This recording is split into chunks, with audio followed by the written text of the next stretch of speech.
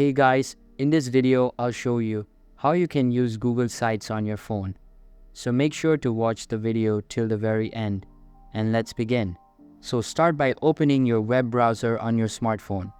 I will use Google Chrome, but any browser works.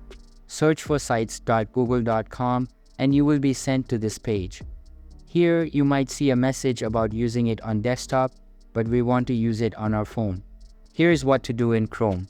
Tap the three dots at the top right, then select Desktop Site. Google Sites will download index.php mode. From there you can zoom in, create new sites, or edit existing ones. However, remember it's great to work on the phone for quick changes. Building a full website on your phone might be complicated and tricky. So that's basically how you can use Google Sites on your phone. So that's all for this video. Hope you liked the video. Thanks.